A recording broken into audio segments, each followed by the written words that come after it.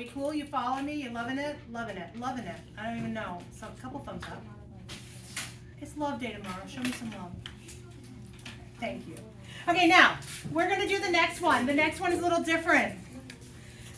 As Christian told us, you know, he had to bring the doom to us. We not only are going to be rotating about the fixed axis of x, life would be great if we could all the time, we are actually going to also be rotating about an axis that is something other than 0. Okay, so let's go ahead. Can I erase this, or is everybody good? So we're still writing. Let's look at this. I want you to draw y equals x squared from 0 to 2. And we're going to rotate 360 degrees about y equals -1. Huh? Yeah. So let's draw x squared from 0 to 2 first. So draw that, and then join back with me for a second.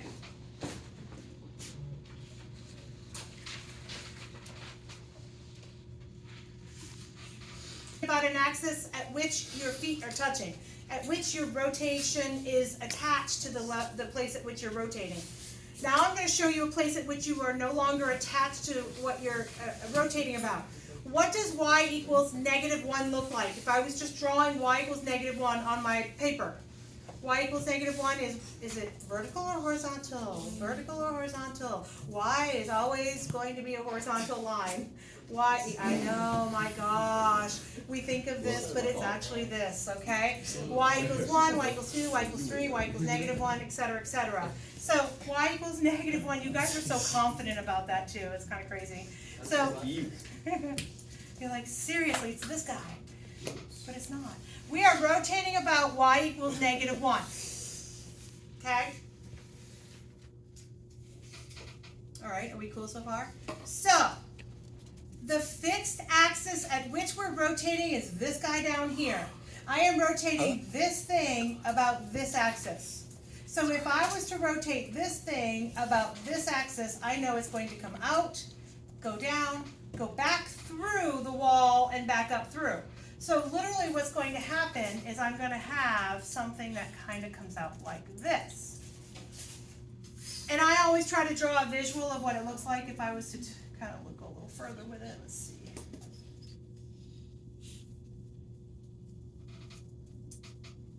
I like to call it a volcano laying on its side. Volcano laying on its side. What could I do with my arm in this picture if this was a solid piece of something? What could I do with my arm? I could take my arm and do what with it right here? Put it in. I could go right through it because it is 100% hollow here. Guys, following my lead? So this comes out, goes around. It's a rocket ship. It's, I don't know, it's something that's round, and then down the middle there's a hole. Okay? This is actually what we refer to as the washer method.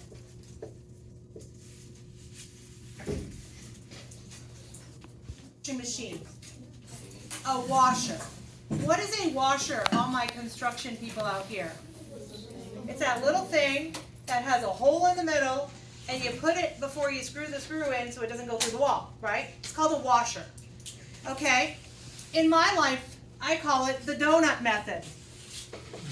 Well, of course, because you need some food reference.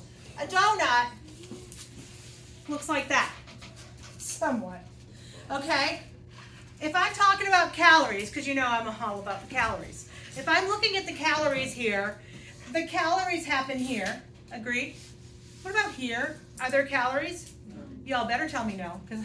Okay, why? Why is there no calorie here for the donut? There's no donut there. Unless you're eating the donut hole at the same time, then you are definitely doing the donut hole. But no, we're not eating the donut hole. We're just eating the donut. So the same idea here happens. The volume happens on the outside, not down the middle. So if I'm looking to find the volume of the whole thing, I have to definitely get rid of that volume of that hole in the middle. Do you agree? So let's talk about what this looks like as I start to draw a little visual image. As I take this, I'm going to do a random line here. As I take that orange line is going to rotate about this axis of -1. It's going to come out, go down through, go all the way back. And then if I cut it, what do I hold up to you? A donut. I hold up a donut, right? Do you guys agree? And in this case, it's kind of an orangey color, right? So if I'm looking for the volume of that particular, the area of that particular donut, I know that middle portion is void of any kind of hole. It doesn't have any kind of area to it, nor does it have a volume to it, nor does it have calories if it's a donut, all right? So how do we handle that? Well, the formula for the washer, also known as a donut method, is this right here.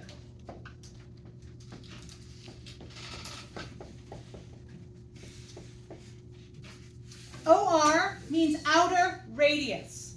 Outer radius. So we're going to take the outer radius, square it, minus, what do you think IR stands for? Inner radius.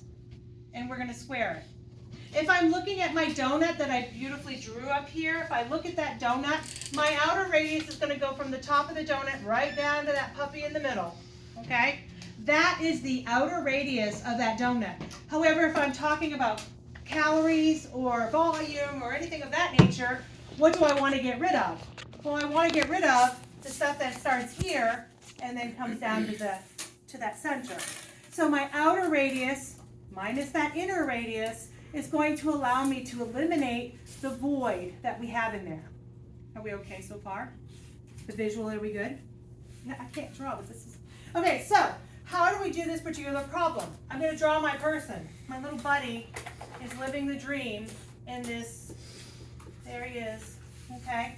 There's my guy. He's actually kind of doing a 70s dance move.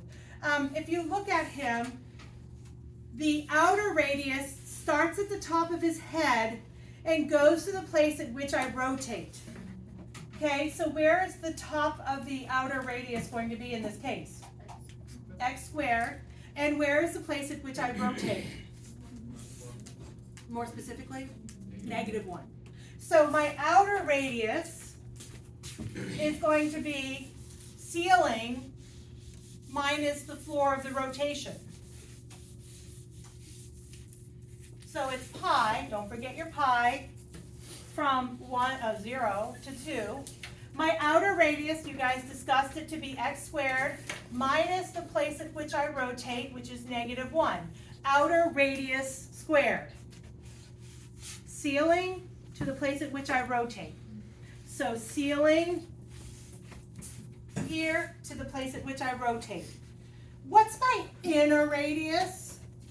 Where does my inner radius start? From 0 to negative. From 0 to -1. So ceiling, so outer radius, and then 0 minus the place at which I rotate. Ceiling to rotation, floor to rotation. Each of them individually squared. Now we have some algebra to do.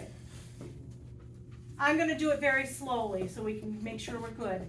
I'm going to clean the inside of this up first. X squared plus 1 squared.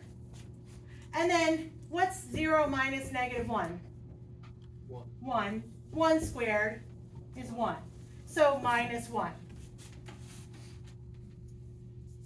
How do I handle x squared plus 1 squared? Yes. Yes. We FOIL it. So I'm still doing a lot of algebra. So if I FOIL this, it's really x squared plus 1 times x squared plus 1.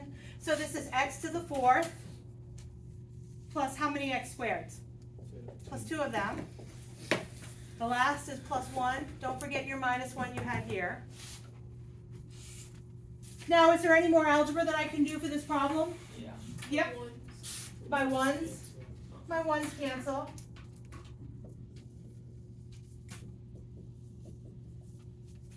Now, can I do the calculus?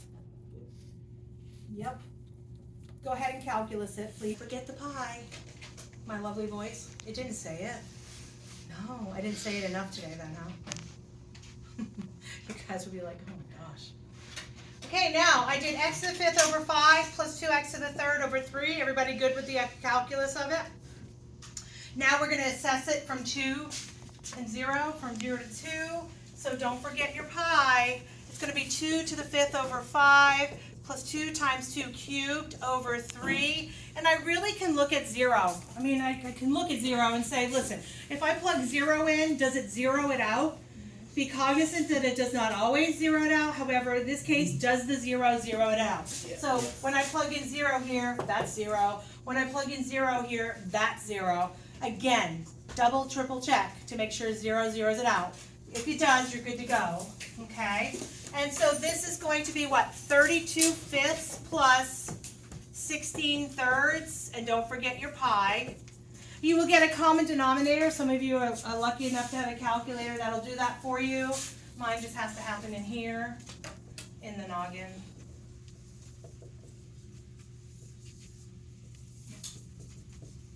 I'm getting 176 over 15 pi. Yes. Yay.